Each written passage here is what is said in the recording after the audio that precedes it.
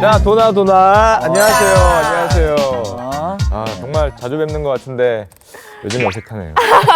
아니 도너리 스쿨 하면서 이것저것 주워 듣고 좀 풋내기처럼 좀 해봤는데 C 마이너스예요.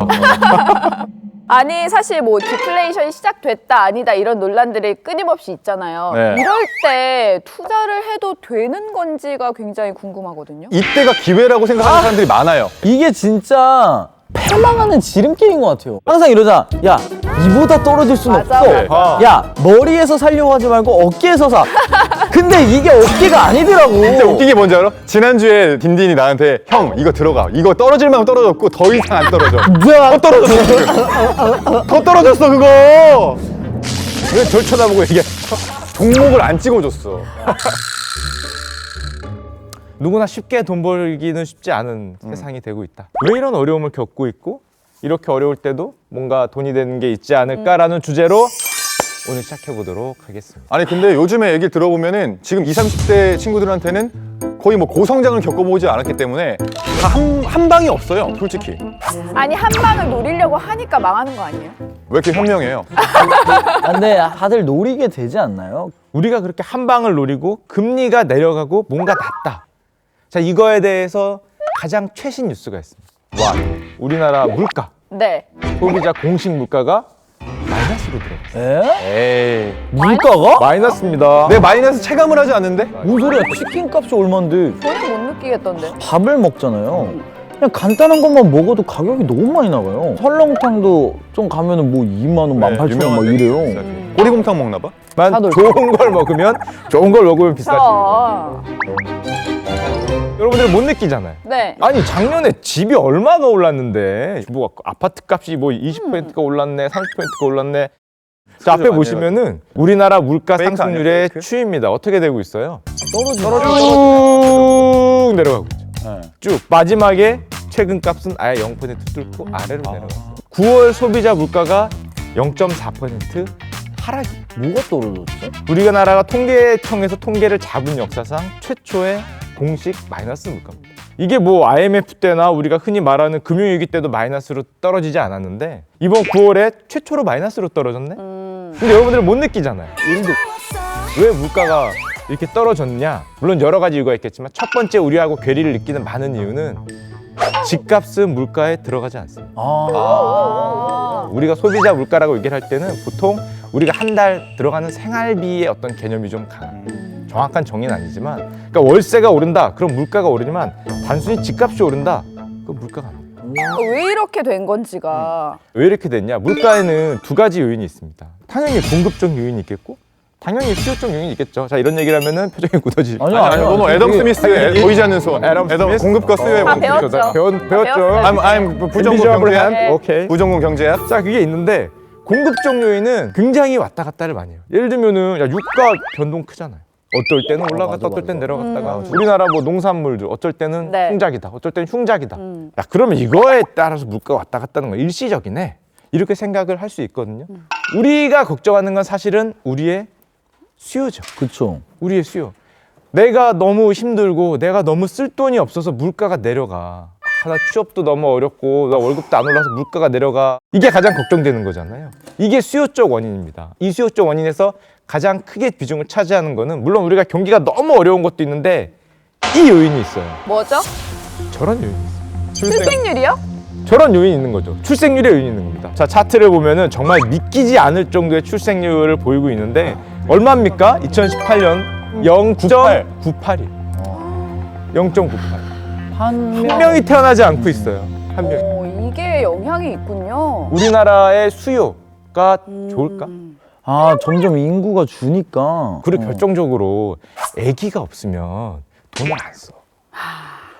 아이가 없으면 돈을 잘 안 써요. 아이가 학원비도 써주고 뭐 비싼 것도 아이가 있어야 먹는 거지 어른들끼리 있으면은 소비가 굉장히 늘어나기 힘들죠. 아니 한 명 근처로 간 게 이미 한 10년, 15년은 됐네. 그쵸. 근데 왜 이제 와서 출생률 하면서 이 수치에 굉장히 관심을 많이 가질까? 이게 피부로 느끼기 때문이지 않을까? 뭔가 그만큼 심각해졌고. 그렇죠. 사회적으로 보면은 물론 예전부터 영향을 쭉 미쳤지만 경제학적으로 보면은 우리나라는 성장률을 보통 수출이 해줬어요. 어. 고등학교 때 많이 그렇네. 배웠잖아요. 네. 수출 뭐 위주의 네. 뭐 성장, 뭐 수출 위주 국가. 우리나라 뭐 출생률이 좀 낮거나 내수가 좀 부족해도 뭐 그냥 그렇구만 하고 넘어갈 수 있었던 게 수출이 잘해주니까.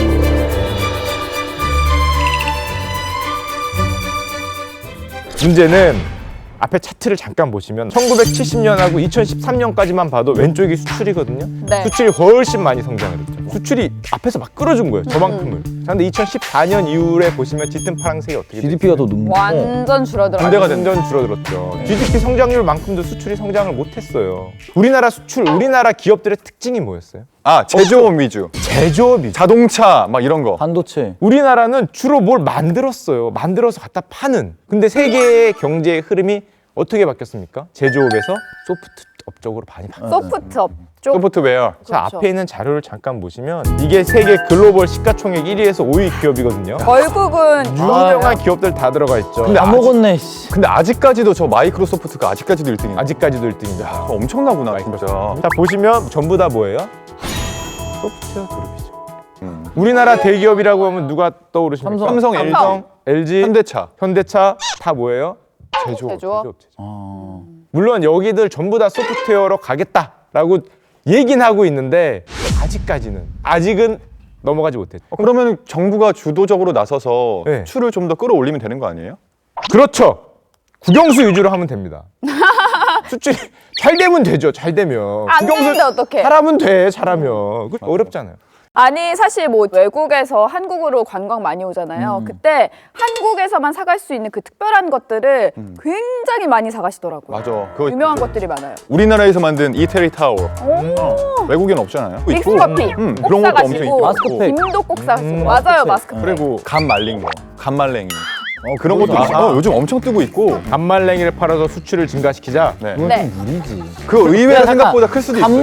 간말랭이로 마이크로소프트를 잡자고? 마이크로소프트까지는 아니지만 아니더라도 페이스북까지 가능한. 그래도 간말랭이로 페이스북을 잡자고? 감을 많이 심어야겠는데? 어. 가능은 하지만 일단 규모가 너무 작죠. 우리나라 전국을 감나무로 덮지 않나 싶지 않을 것 같은데. 자, 그럼 우리나라 수출이 가뜩이나 부진한 이유가 예전에 리만 사태라고 있었습니다. 그때 금융위기라 그러는데요. 이때 이후로 세계 교역량이 많이 줄어들었어요. 우리나라 수출이 부진한 이유가 우리가 못해서라기보다는 그냥 트렌드가 바뀐 그죠? 건데. 트렌드가 따라만 가도 중간에 했는데 이제 트렌드가 줄어요. 게다가 요즘에 미국과 중국이 뭐 합니까? 무역 전쟁. 무역 전쟁 하죠. 게다가 우리 옆 나라는 자꾸 시비 걸지. 시비를 걸고 차를 주잖아요. 우리나라 수출이 상당히 어려움을 겪을 수밖에 없어요. 뭐가 그러면 우리나라 경제 성장률을 이끌어줘야 돼요? 수출이 없으면 우리가 해내야죠. 우리가 해내야죠. 우리라는 말이 국내 수요잖아요. 그 내수라고 얘기를 하죠. 내수. 오랜만에 비로소 우리 수요에 관심이 가는 거야. 수출을 못한다. 안 되겠다. 니들이 좀 해보자. 우리가 해보자라고 쳐다보니까 출생률이 얼마라고요? 0.98이야. 안팎으로 난리네요 지금. 안팎으로 힘들죠. 자, 여기서 나온 말들을 다 합쳐보면 첫 번째 저물가가 나왔어요. 네. 두 번째 저출생이 나왔어요. 지금 말한 게 저성장이죠. 네. 이게 뭡니까? 아, 시대네. 쓰리죠. 삼저 시대입니다. 예전에 우리 아버지 시대 때만 해도 삼고였어요. 고성장, 고물가, 고출생률. 고출세. 알죠. 애기 좀만 낳자고 하던 때였잖아요. 맞아. 이제는 삼고 시대에서 삼저 시대로 뭐 바뀐 거예요. 표어 같은 것도 많이 있었는데. 딸, 아들 구별 없이 둘만 낳아 잘 키우는 것은 경제 수준을 높이는 문화운동입니다. 덮어놓고 나서보면 거짓골을 못 면한다. 가족계획 상담은 여러분의 가까운 보건소에서 무료로 합니다. 아까 얘기했던 삼저 시대라는 거를 요즘에는 조금 어려운 용어로 뉴노멀이다 이런 표현을 써요. 뉴노멀. 뉴노멀. 이제 이게 노멀한 거예요. 우리가 흔히 리만 브라더스 사건이라고 알던 사건이 예전에 삼고 시대에 뭔가 흥청망청하면서 가다가 거기서 빵 터지면서 사람들이 이게 아닌가 생각하고 돌아서면서 갑자기 글로벌이 전부 다 삼저로 되는 거예요. 쭉쭉. 그게 뉴노멀이에요. 이제는 삼저가 노멀 아니냐. 근데 우리는 이 삼저 시대에 대응할 수 있는 아주 좋은 선생님이 있습니다. 컨닝할 수 있는 일본, 게 있죠. 일본. 일본이 완전 안 좋았잖아요. 삼저 시대가 우리보다 훨씬 먼저 왔잖아요. 맞아. 버블 경제라고 하죠. 쫙 누워 계시잖아요. 지금도 약간 누워 계시는데 네. 거기를 이렇게 살짝 보면은 야 삼저 시대가 저런 모습을 보이는구나. 이거를 컨닝을 할 수 있었어요. 살짝 컨닝을 해봅시다. 일본에서 그런 불황, 이렇게 삼저다 뭐가 낮게 내려간다 했을 때 가장 먼저 뜨는 게 금리가 내려가니까 고금리 상품이 떴어요. 이게 무슨 소리냐? 예전에는 우리도 그랬죠. 은행 예금이 5% 6% 했는데 요즘에는 1% 2% 하잖아요. 예전에 5% 6% 했을 때 한 10년짜리 20년짜리 예금이나 20년짜리 상품에 들어간 사람들은 일본에서 마음이 편했습니다. 그러니까 우리나라도 똑같죠. 요즘에 뜨는 게 뭐예요? 물가 금리가 내려가니까 금리를 많이 주는 고금리 상품, 고배당, 리츠, 고배당주. 해당주 아, 이렇게 막 얘기가 나오는 게 그래서 계속 배당주 저희 매주 배우고 있거든요. 왜 그게 갑자기 이렇게 뜰까? 옛날에 우리 금리가 높았을 때는 같은 3% 5%라 그래도 별로 매력이 별로였는데 금리가 내려가니까 우와 3%나 줘? 우와 5%나 줘? 시선이 바뀌는 거죠. 당연히 끌리죠. 3%대는 고금리니까. 그렇죠. 고금리가 되는 거죠. 그리고 일본이 그런 불황 3조로 빠져들어갔을 때 제일 일본을 휩쓸었던 단어는 당연히 당연하겠죠. 천원샵, 백엔샵. 불황의 상징 백엔샵. 우리나라는 천원샵으로 들어. 자, 그 다음에 사람들이 너무 물건의 질이 떨어지니까 생각하는 거죠. 아, 그래도 조금 비싸더라도 나만을 위한 프리미엄 상품이라는 거에 끌립니다. 약간 이것만큼은 나를 포기할 위한 수 없다. 보상, 포기할 수 없다. 선물처럼 우리가 커피를 마실 때 주로 어디서 마시세요? 좋아하시는 브랜드 있습니까? 별다방 이런 데서 많이들 드시죠. 직장에서. 자, 앞에 보시면은 어디가? 불패예요. 아, 그러니까 저는 이게 너무 신기해요. 이건 불패라니까요. 2013년도 서울에서 오픈한 신규 매장 폐업률이 0%랍니다. 아니 근데 그리고 더 생기고. 진짜 웃긴 게 저건 그거예요. 경기가 안 좋대. 너무 돈이 없대. 근데 왜 저 별다방 커피는 먹고 있는 건지 왜 잘 돼요, 저기는? 커피도 싸고 품질 좋고. 솔직히 별다방 말고 이리 와 그 커피 있어. 걔네 거기 괜찮나요? 거기 괜찮아요. 괜찮습니까? 근데 딘딘처럼 이런 생각을 할 수도 있어요. 아니, 가격이 비싸야 프리미엄인가? 그래서 그 다음 등장하는 개념이 싸지만 품질도 좋아야 돼. 거의 무적의 상품이 원하는 거죠. 우리나라에서도 그런 제품들이 조금씩 보이고 있죠. 가성비 갑인 제품들이 가성비 그런 갑인 게 제품들이 좋은 것 보이고 같아요. 있죠. 일본에서도 굉장히 유행했다가 우리나라에 최근 들어오는 게 아주 큰 유통업체들이 직접 가져와요. 그래서 브랜드를 안 붙이고 나를 믿어. 결국 브랜드는 띄어서 가격을 낮추고 품질을 좋은 상품을 요즘에 우리가 보여주고 있죠. 근데 그 무브랜드가 브랜드화가 되고 있잖아요. 그러니까. 그게 예전에 일본에서 왔던 흐름에 있던 상품인 거죠. 보고 아 저게 오는구나. 그걸 사용을 하는 거죠. 자, 그러면은 아까도 얘기했죠. 아, 어려우니까 이제 이런 상품들이 이렇게 뜨고 있네요. 아, 거기서 컨닝을 하니까 보였다. 그러면은 예전에 일본 하면은 2000년대 초반에 굉장히 유명했던 게 있습니다. 일본 사람들이 이걸 너무 좋아했어요. 잠깐만. 게임 비싼 거. 자동차? 비싼 거? 비싼 거. 명품 명품이요. 아, 옛날에 일본 사람들의 명품 사랑이 그렇게 유명했었죠. 진짜요? 그래서 명품 매장들이 일본이랑 콜라보도 많이 하고 해서 그게 왜 그랬었냐? 아까 얘기한 걸 잘 보면은 가격이 싸거나 조금 비싸더라도 프리미엄한 거라는 얘기는 중간 가격 상품들이 상당히 많이 없어지거든요. 게다가 결정적으로 우리 젊은 사람들도 생각이 조금씩 바뀝니다. 맞아. 나에게 주는 선물. 나에게 욜로. 소확행, 욜로 이런 표현을 많이 쓰잖아요. 맞아. 이런 표현을 많이 쓰면서 나에게 주는 선물, 야 정말 내가 좀 저렴한 거 여러 개 사느니 아끼고 아껴서 정말 중요한 날에 아니면 정말 기분 좋을 때 한번 맞아. 비싼 거를 사자. 제 친구가 청소기에 집착해가지고 자기 밥 먹는 돈은 그렇게 아끼면서 청소기 되게 비싼 거 있잖아요. 프리미엄 청소기 하는 거 그거 사가지고 맨날 청소해요. 기분 너무 좋대. 윤상 씨는 뭐 그런 거 있어요? 나를 위한 선물? 어떻게든 지어내려고 하지 말고 어떻게든 지어내려고 나는 없으면 넘어갈게요. 없어요. 자, 그러니까 저 앞에 있는 표를 잠깐 보시면은 20대 설문조사거든요. 굉장히 사고 싶다, 나를 꾸미고 싶다라는 의견이 많은 걸 볼 수 있어요. 예전에 우리 어르신들은 우리 아버지 세대는 명품 같은 걸 사면 야 어디 돈을 낭비해 뭐 이런 표현이 많았어요. 굉장히 사치하는 거 아니냐, 맞아 사치라 그랬어. 사치하는 게 아니냐. 근데 요즘에는 좀 바뀌고 있죠. 자, 그러다 보니까 당연히 젊은 사람들도 명품에 대한 어떤 선입견이 없어지고 달라졌네. 옆에 나라를 보니까 저 나라가 예전에 불황이 됐을 때 양극화가 되면서 명품 시장이 커지더라. 당연히 우리나라도 백화점을 중심으로 명품 매출 비중이 와. 딱 올라가고 계속 올라가네. 특히 17년 말부터 18년, 19년에 명품 매출 비중이 백화점 비중이 저때 왜 올랐냐면 쇼미더머니에서 이상한 거 가르쳐줬대.